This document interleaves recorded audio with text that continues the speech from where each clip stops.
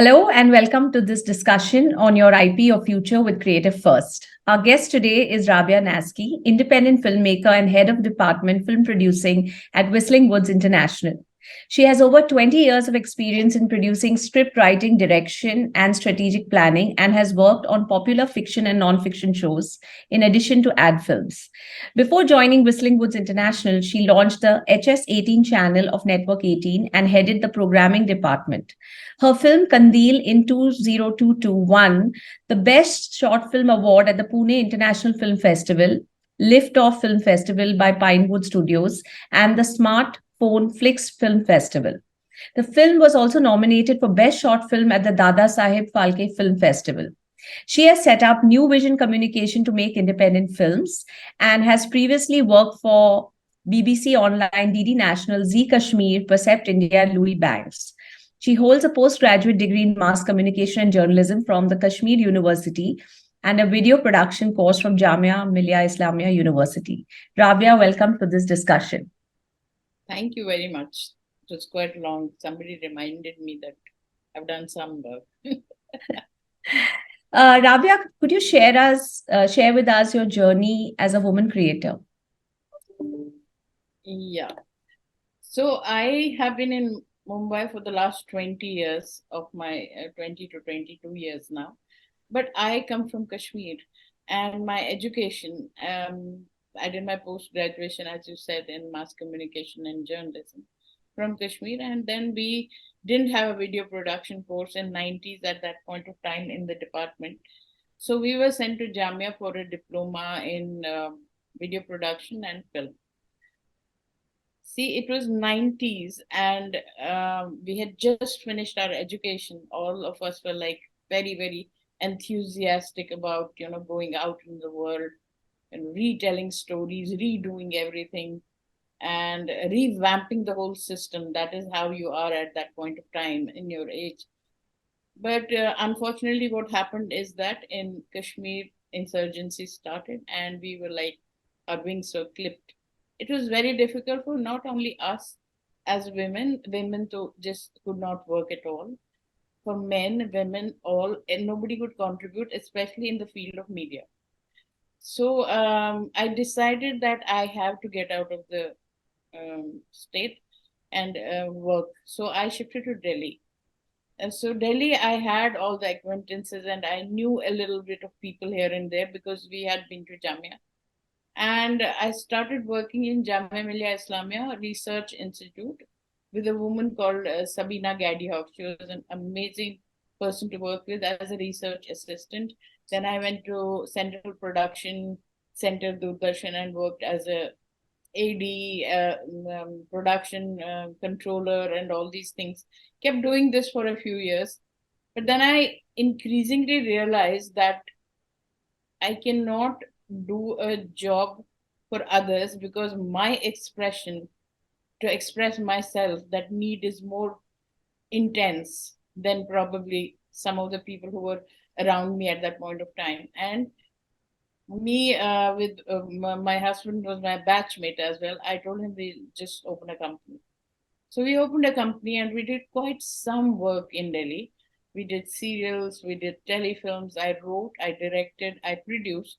And I remember my first project with Doordarshan at that point of time in 1996 was a series which had a budget of 55 lakhs. I think 55 lakhs even now makes a lot of sense. So we were like, what is happening in life? And but Delhi became a little bit of a saturation point for me personally because my heart lies in fiction, and Delhi was thriving in nonfiction, news, documentaries, PSBT, Doordarshan, and the boom of satellite channels and everything in news. So it became a little claustrophobic for me, and I wanted to just branch out. But as a woman creator, we were both classmates. He was an ace cinematographer. I was a director, producer. But when I said that I need to do this and I need to move out of here, so that is the first time I realized, okay, if you conform to a lot of things in life, It is probably easier for you, and maybe you can have a safe life. So I just gave up that safe life and I moved to Bombay. I left behind a lot of broken things, which I did mend later. But the need to express myself and to find my identity was very important. And I landed up in Bombay as a fresher at 34 years old. 34 years. And my mother, my father, everybody in the family was like, I mean, this is not the time where 34-year-olds get jobs and openings, and this is the age of 20-year-olds. And I came here and opened my production house. First, I have also worked for writing a promo for 150 rupees in 2006 here in Bombay. I used to take bulk work of writing promotional stuff for 150 rupees because they used to give me 20 to 30 things together. So, but I never felt that this was something that I should resent or become bitter about. I was very happy to do all these things because by the end of the day, I felt that these are the things that polish you, that make you into a better professional. And I started my production house here as well. I worked for 8 years in that, and I worked with Percept, I worked with AR Rahman, I worked with so many people. I worked with on BBC Online, and did my work until I landed a job, which was at that point of time was going through a bit of a struggle for my son, and they offered me huge money at Shopping Network, and I was the general manager of that shopping network. So I landed up in TV18. After that, I got an offer to head the programming, and so I was head of programming, and I with this team of 6 people, because producing I think is something that is not that because I'm doing producing. I think producing trains you equally in creativity as well as management. And that's a fatal combination. I remember we were like 6 people in the team. I was heading the team, and we created 500 hours of programming in 8 months and launched the channel. And that could not have happened because I was multitasking, I was writing, I was directing, I was producing, I was being the head that I was, and doing all those things. One day I was writing a proposal for somebody, and there was a pop-up of Whistling Woods, and I actually put my CV in that pop-up in the info section, saying I need a job there, with the pure intention of having fun here in Whistling Woods, which the campus looked green, and I had never seen a place like this in Bombay. Now, then it is like I just could not get out of this place. This is almost 15 years in Whistling Woods now, from a junior professor to the head of the department. See, in India, producing is still a very unknown area. Either people have misconceptions about it, or they think producing is about production, just the production. So the first 2 years, I actually did all the assignments and the courses that I had in producing. I realized as a writer, I improved. As a director, I improved, because generally the other professionals in the film have this thing of it is my baby. And I think filmmaking is nobody's baby. It is, every technician, every crew member gives the best gene to it, and it's a genetically engineered baby. That I realized. And that is what my little bit of a journey is all about. Rabia, it was wonderful listening to your journey from Kashmir to Delhi and then Bombay. But, out of all the different avenues in filmmaking, what really made you take up film producing? See, I think it is true of everybody. It's just human nature that you want to express and you want to create an identity for yourself. And for self expression, I think there is no field like this. Field like telling stories. Whether you're telling stories or you're listening to stories, there is an amount of curiosity, a blend of emotions. So there's a variety of, it's like a thal.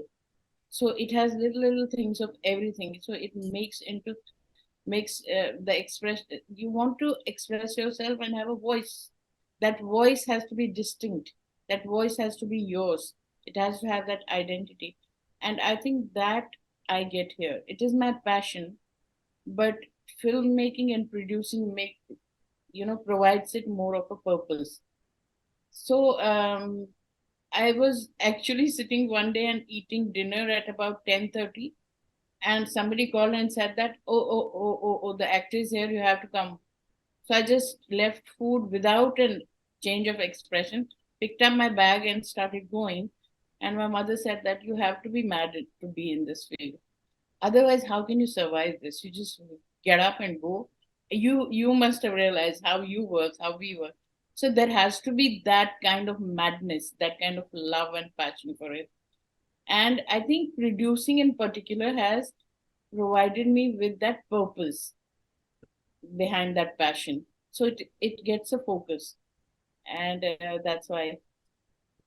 What are the challenges that you have faced as a producer, both, as in the organized structure and an unorganized structure?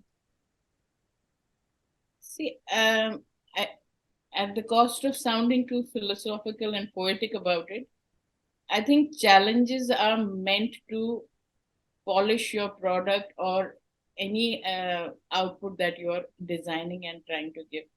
Challenges are a part of every industry, every profession. But what happens that here earlier, it is, we're not geared, we're always geared and we're always taught to be successful. We're told success stories. We're never told stories of failure. We're never told that things can be fractured, things can be broken, broken can be good. It also has an identity. So we are never taught that. So initially it was very difficult for me as a producer to take feedback. And when somebody would tell me, like, I had this huge, in TV18 I used to have these huge wars with marketing. I used to look down upon them, when you're young. And so why? Because I thought they know nothing about creativity, and they actually come and interfere in my work. And I realized that these are the people who keep you on your toes. They make you think. These are the challenges, right? I One day I made an ad on H2. This was a product, water-based product, cream, face cream. It was amazing. Everybody clapped in the screening room from the CEO to down the line. I was like on top of the world, and I was thinking, this is amazing. And I had my CEO, who was an ex Pepsi guy, so he told me, he said, look here, the film is very nice. I said, thank you. He said, but you know what? You have to change it. I said, what? He said, yeah, you have to put tickers, you have to put the pricing here, you have to put this, you have to. I said, this is going to spoil the frame. What are you doing? I mean, the whole layout is going for a toss, and all this is happening. And but he was a what I like about marketing people now is that they're collaborators.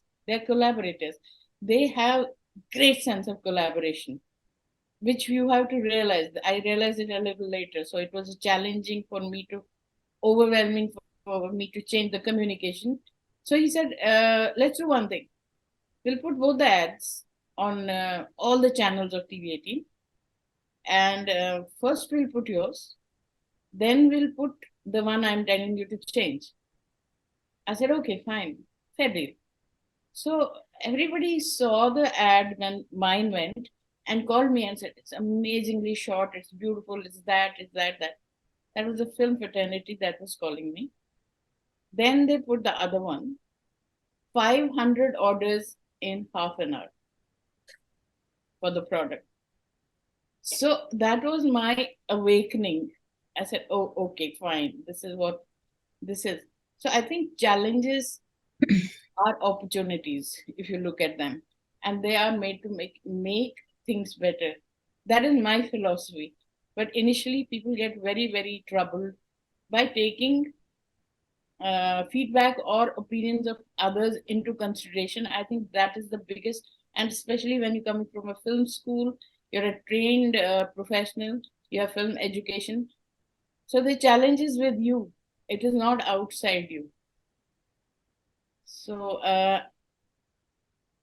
in film schools and in training institutes and everywhere where we teach people how to be successful, I think that we also need to teach them how to take failure and move on. And that is, I think, the biggest challenge the younger generation faces. I am training a lot of people. The success rate is awesome. They're getting placements so well, but there's no certain amount of consistency that we had. So one project, one feedback, and they're off. So I think for a upcoming producer, he has to leave the ego behind somewhere outside the door and be a great collaborator. And then challenges will always come. Throwing challenges at us is like throwing opportunities that we need to use. That's the difference between a producer and any other technician.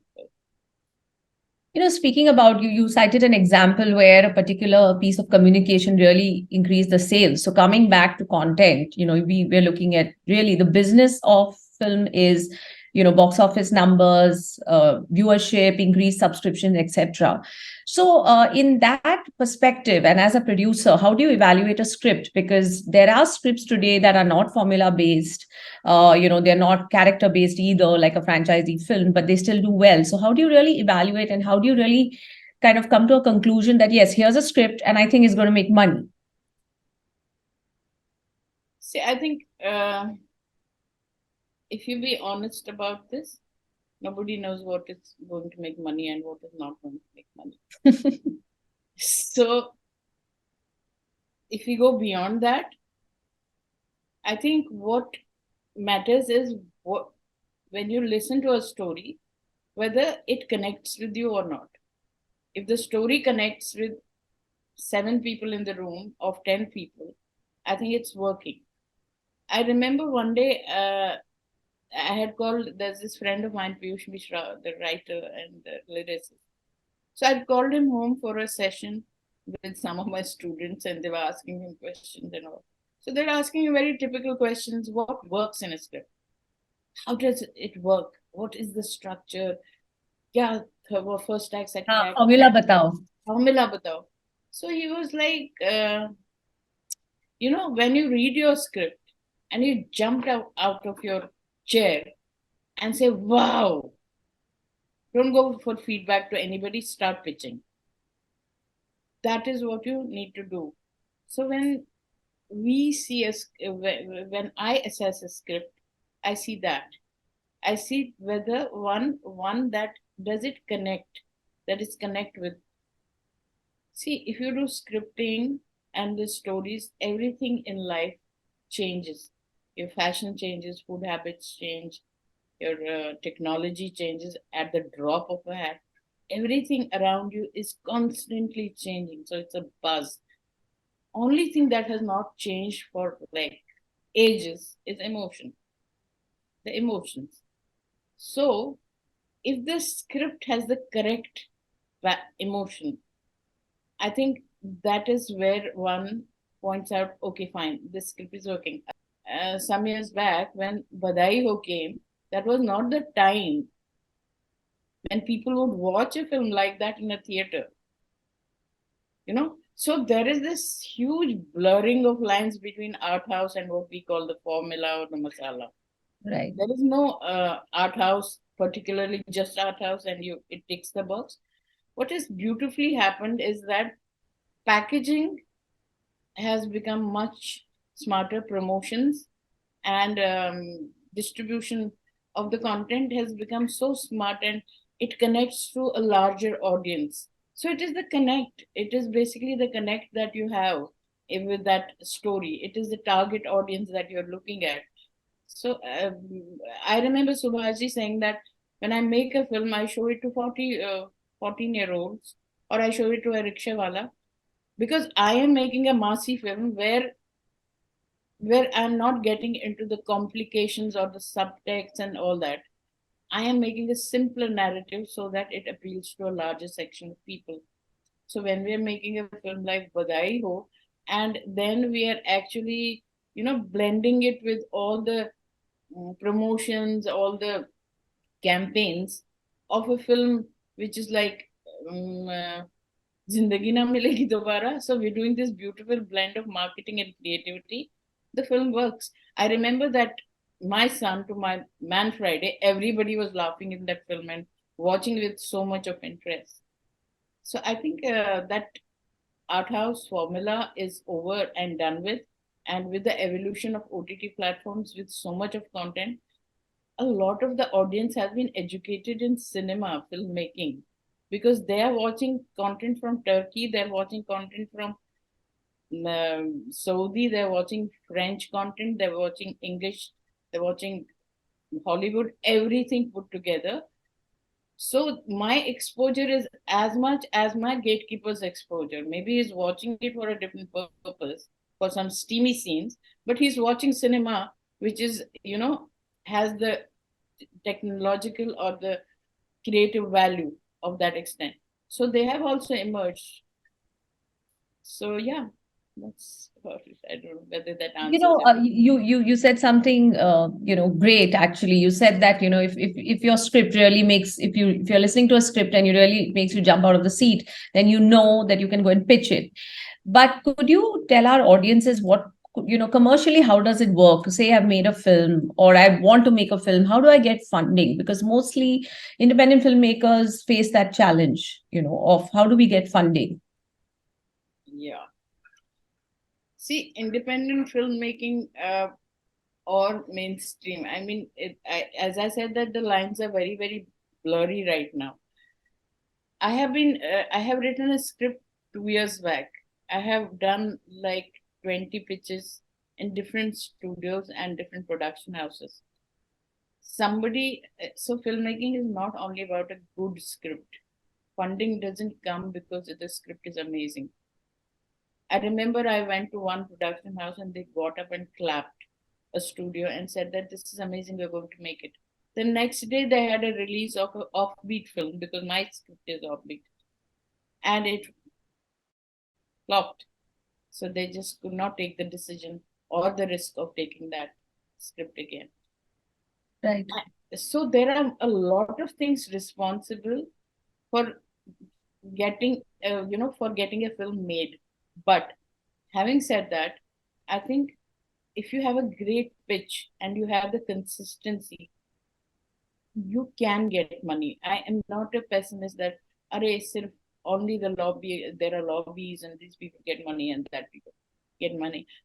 We have this assignment based content creation module here. I told these kids this time, I said, if you raise money from the third layer of contacts in your social media, I will give you 20 marks more.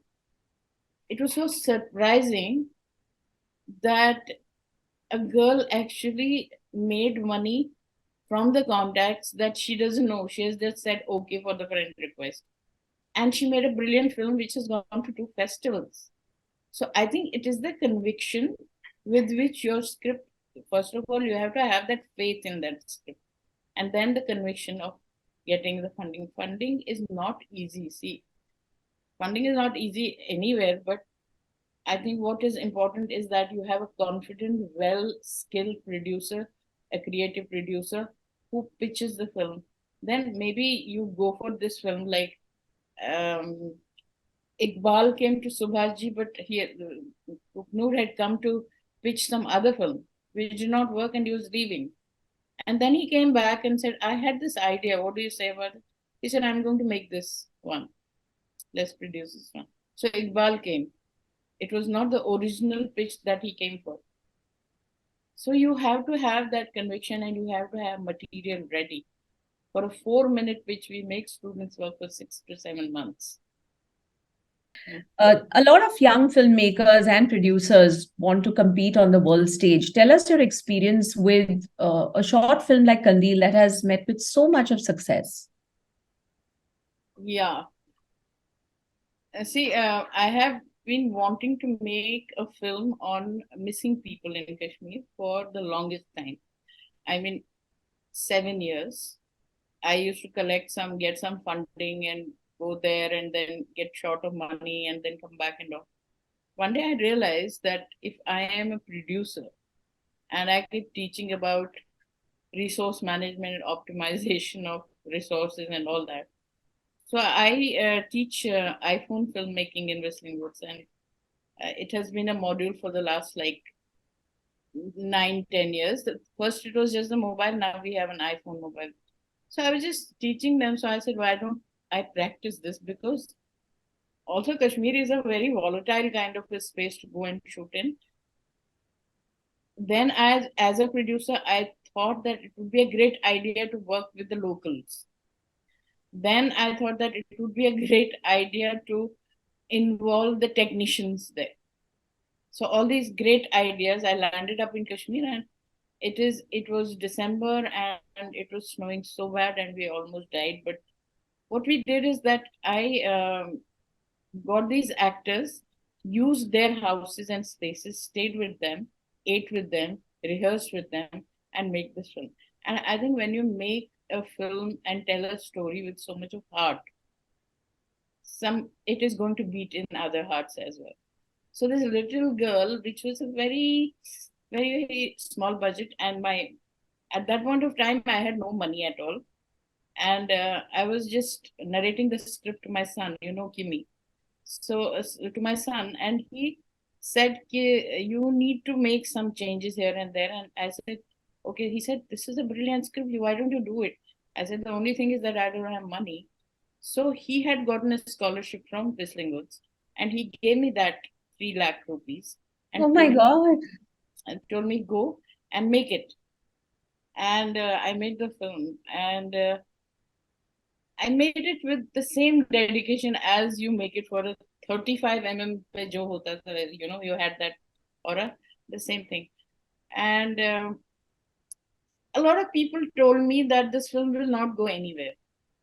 You need to have a lobby, you need to have networking and festivals, you need to do this, you need to do that. I said, I will leave it on its merit, but I am a producer, so I find the appropriate festivals for it. That is the only thing I'll do. Mhm. And that is what I did.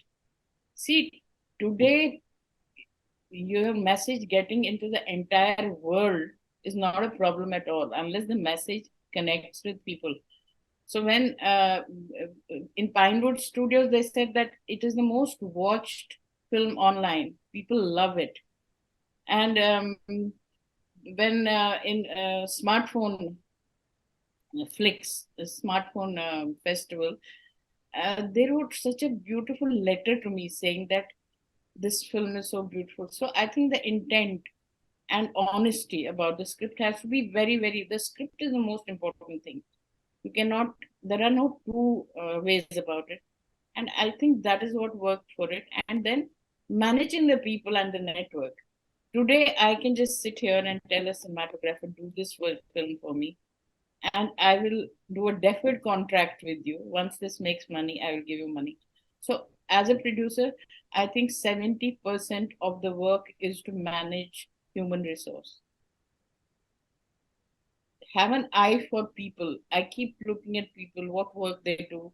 Then and so everybody initially came free. I just paid for the food and the actors, a little bit on the actors, and also the transportation, air tickets. The rest, I didn't pay anything. But then when it got awards and it got acknowledged and people loved it, then everybody was like, when you make money, then you give us a little. So it is, you have to tell a story, you just need to say it. Today, there is no limitation. You pick up your phone and make a film.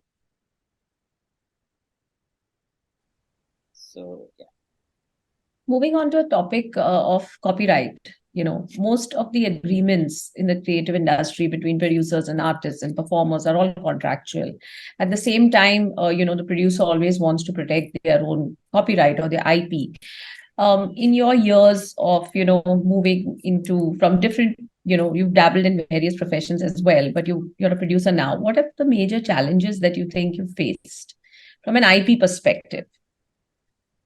See, IP perspective, I think it is the ignorance that we have. We're unaware of the rights that we have as a producer.